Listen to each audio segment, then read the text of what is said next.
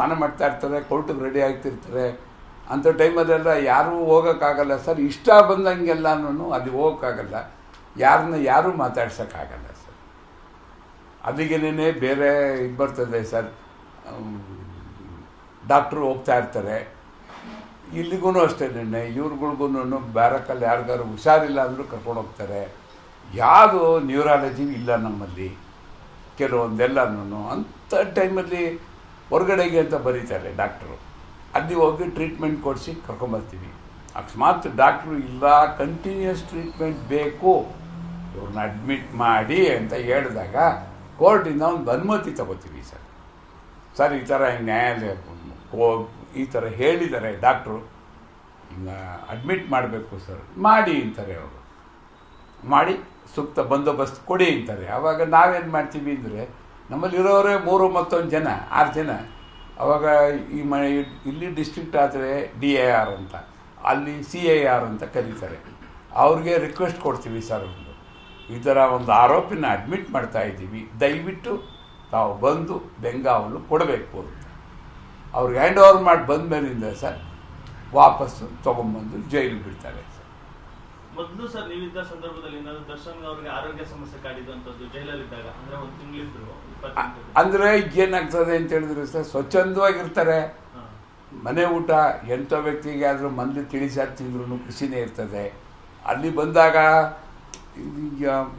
ಅವ್ರದ್ದು ಏನೋ ಒಂದು ಎಕ್ಸಸೈಸು, ಅವು ಇವು ಡಯಟು.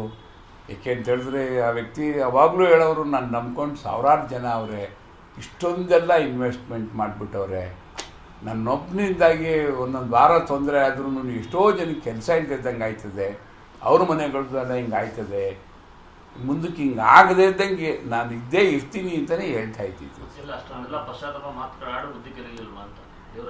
ಅದು ಹೇಳಿಲ್ಲ ಸರ್, ಪರಿಸ್ಥಿತಿ, ಆ time, that's called fur of a moment. ಏನೂ ಮಾಡಲಿಕ್ಕಾಗಲ್ಲ. ವ್ಯಕ್ತಿಗತವಾಗಿ ಇರಬೇಕು ಅಂತ ಇದ್ರೂ ಒಂದೊಂದು ನಮ್ಮಿದ್ರ ಪ್ರಕಾರ ಹಣೆ ಬರ, ಕೆಟ್ಟ ಟೈಮು ಅಂತ ಹೇಳ್ತಾರೆ, ಏನು ಮಾಡಲಿಕ್ಕಾಗಲ್ಲ ಸರ್. ಅವಾಗ ಸಮಾಜ ಎಲ್ಲವನ್ನೂ ಕೊಟ್ಟಿತ್ತು, ಮಾದರಿಯಾಗಿರ್ಬೇಕಾದ್ರು. ಹೌದು ಹೌದು, ಪರ್ಸನಾಲಿಟಿ ನಾನು ಅನ್ನೋದು ನಿಜ ನಿಜ ನಿಜ.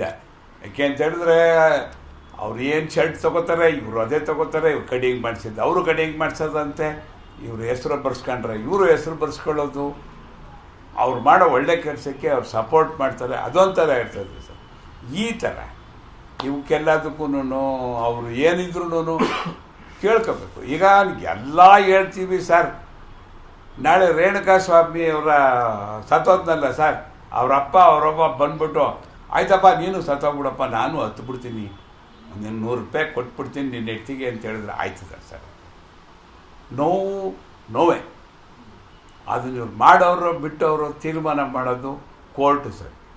ಜೈಲಲ್ಲಂತೂ ಏನೂ ಗೊತ್ತಾಗಲ್ಲ ಸರ್, ಯಾರಿಗೂ ಏನೂ ಗೊತ್ತಾಗಲ್ಲ ಸರ್. ಯಾವಪ್ಪ ಓಡಾಡ್ಕೊಂಡು ಊಟ ಗೀಟ ಮಾಡಿಕೊಂಡು ಯಾರು ಕೇಳ್ಕೊ, ಅಪ್ಪ ಇವ್ರು ಹೆಂಗೋ ಊಟ ಮಾಡ್ಕೊಂಡು ಆರೋಗ್ಯವಾಗಿ ಬಿಡುಗಡೆ ಆಗಿ ಹೊಟ್ಟೋಗ್ಬಿಟ್ರೆ ಸಾಕಪ್ಪ ಅಂತ.